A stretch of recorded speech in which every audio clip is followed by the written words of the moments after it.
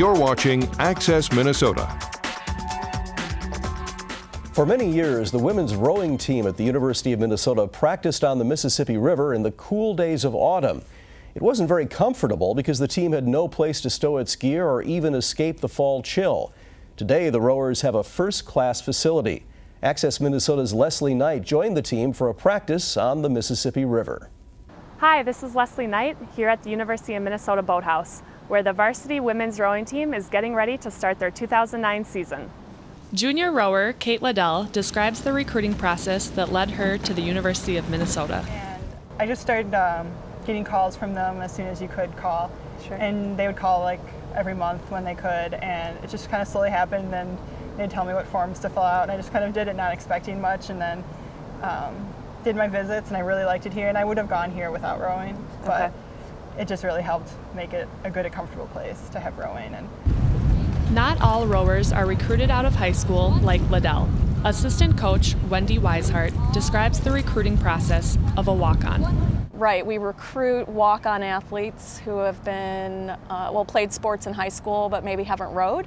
Sure. So they come to the U, and we look for good athletes and invite them to try out. And that squad, usually by the spring, is about 3/8. So about 28 to 30 rowers, and then again 5 or 6 coxswains. Liddell reveals some of the challenges that face Minnesota rowers. I would say it's the winters, keeping yourself dedicated during winter training, and the cold weather, but we will go out. If it's open and it's 30 degrees, we're out there. Like, we're just excited to get out there again. But it does get hard in about April when the dams open up and the water moves really fast that we can't go out. And we end up relocating, and it becomes really chaotic, but we all just stick together and find out where we can row. With the addition of the boathouse in 2007, Weishart explains the positive impact that the new facility has had on the program. For one thing, just having a building on campus gives us a little bit more exposure to the community. You know, the park that we're in there's a lot of ultimate frisbee being played down here, or people walking by. So automatically awareness on campus is higher. You know, for the athletes, it's much easier to kind of come down from class. It's quick. You know, we were in a tent before, and so in the late fall it would be pretty cold. Despite losing a number of rowers to graduation, the outlook for this upcoming year is promising.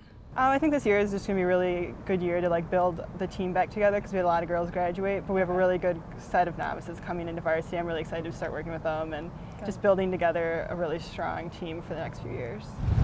The women's rowing team starts their season on October 4th, when they host the Head of the Mississippi Race.